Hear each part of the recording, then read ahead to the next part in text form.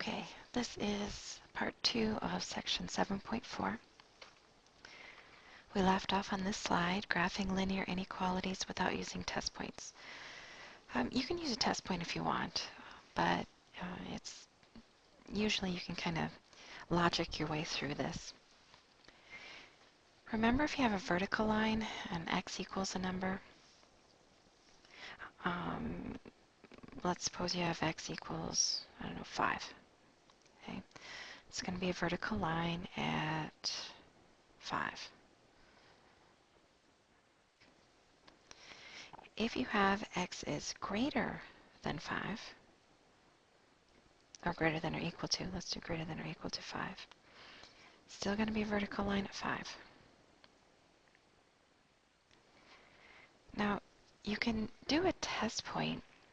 You can choose 0, 0. You can plug it in. Is 0 bigger than 5? No. So you would not shade over top of the 0, 0. You'd shade on the opposite side. But if you think about it, we want our x values to be larger than 5. Well, larger than 5, is that going to be on the left side of the line or on the right side of the line? On the right side, we have 6 and 7 and 8 and 9, which are numbers that are larger than 5. So, can you do a test point? Yes. Can you do this without doing a test point? Yes.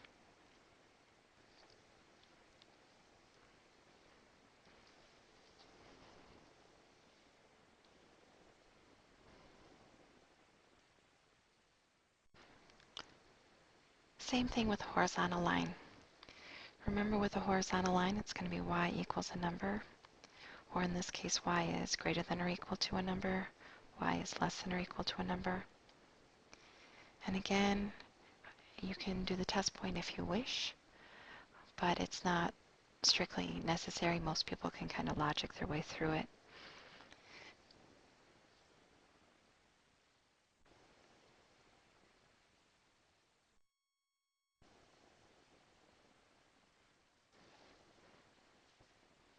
Graph in each inequality. So we have y is less than or equal to negative 3. Since this is a y value, it is going to be a horizontal line.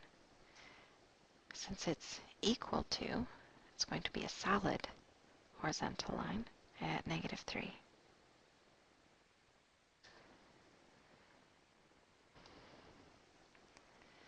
Now the inequality says we need numbers that are smaller than negative 3. Smaller is lower or down, so to be less than or equal to negative 3, we would want to be underneath this horizontal line. You're going to shade below. Again, you can do a test point, but it's usually not necessary for these horizontal and vertical lines. Okay, for part B, we want x is greater than 2. It's going to be vertical. And since it's greater than, it's going to give us a dotted line.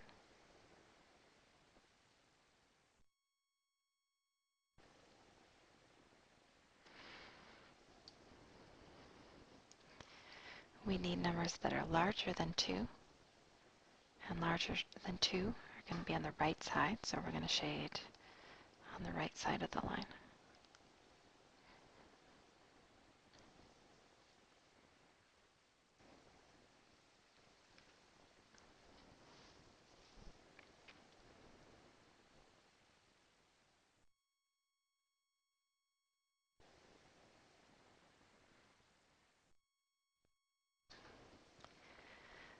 For word problems like this, I don't want you to write it down. I don't want you to copy it down, just like I wouldn't want you to copy it down in class. We have the graph. It has 3 kinds of regions. We've got the desert, grasslands, and forests, and their temperatures. We've got T is greater than or equal to 35, and precipitation, which is P. Show that a point A is a solution of the system of inequalities that describes where forests occur. So what you're going to do is you're going to get your point A. You're going to figure out the coordinates of point A, and you're going to plug it into the equation for force. The coordinates for point A are the point 50, 30. Since your x value, so to speak, is the temperature in Fahrenheit, an x value of 50 would indicate a temperature of 50 degrees. And your y value is P, or precipitation. So a y value of 30 means 30 inches.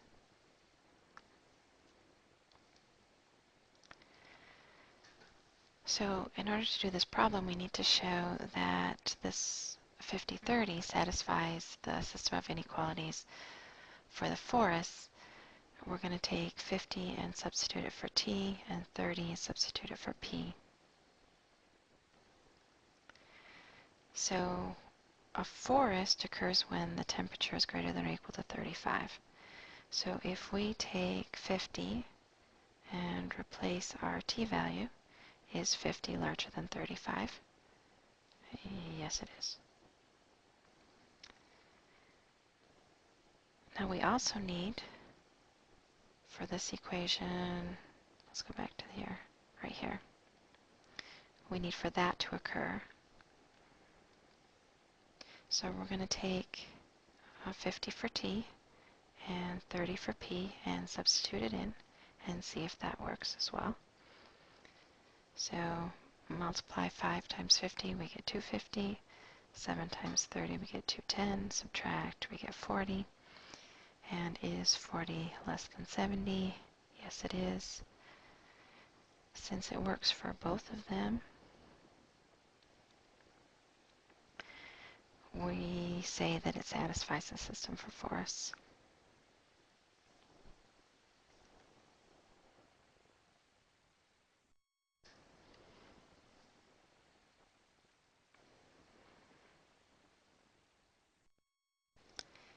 To be a solution to a system of inequalities, it has to be a solution to every inequality in the system.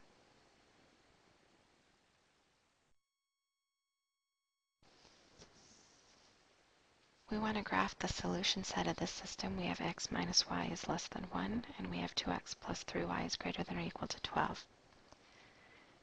In 7.3, we had a system of equations, and what we were looking for is where the two lines crossed. Well, it's going to be a similar sort of idea with this one.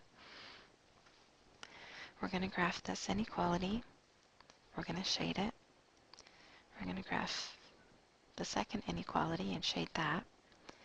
And instead of looking to see where two lines cross, we want to know where two shadings cross. So let's do the first line. X minus y is less than 1. First thing you want to do is pretend that that is equal. Since it's standard form, we're going to plug in 0 for x and 0 for y. If we plug in 0 for y, we get x equals 1. If we plug in 0 for x, we get y equals negative 1. And you can check that. So you have the point 1, 0, and 0, negative 1. That's less than, not less than or equal to, which tells me I need a dotted line.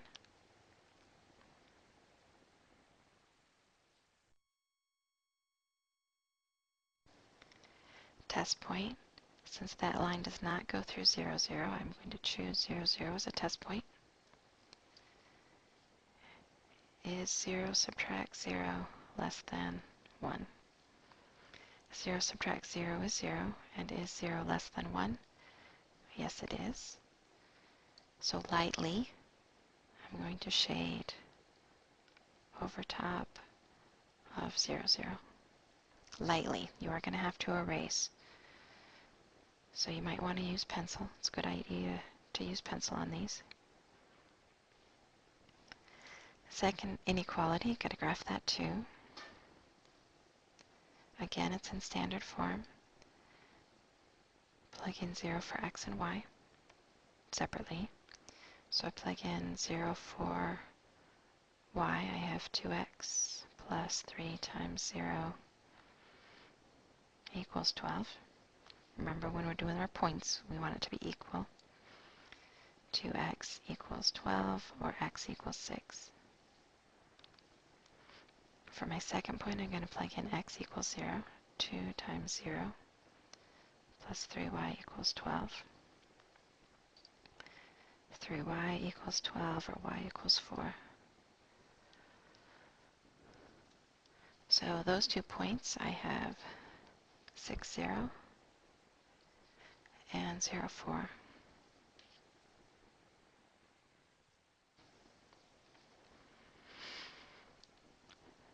Okay.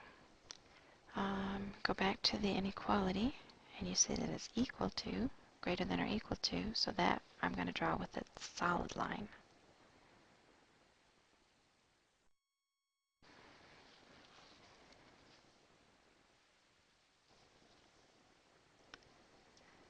Since my line does not go through 0, 0, I'm going to choose 0, 0 as a test point again for the second inequality. So you're going to plug in 0 and 0 at the same time. 2 times 0 plus 3 times 0. Is that larger than 12? So we have 2 times 0, which is 0, 3 times 0, which is 0. So is 0 bigger than 12? No, it is not. So this time I'm going to shade away from the point, or on the other side of the line. So I'm going to shade up here. Remember to shade lightly, because you are going to have to erase.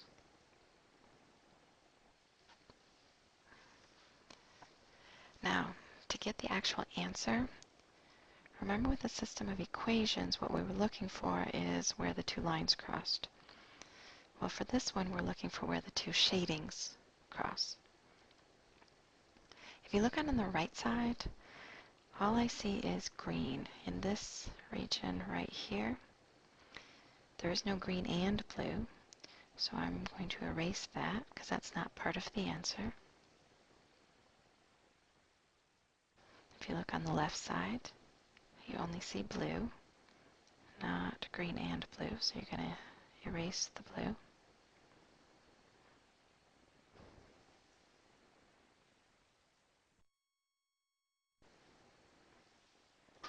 So the answer then would be where these 2 shadings overlap. So this is going to be your answer. If you don't use pencil, you can still do this with pen, but make sure you shade the answer region darkly. So you can use pen, but you have to shade darkly.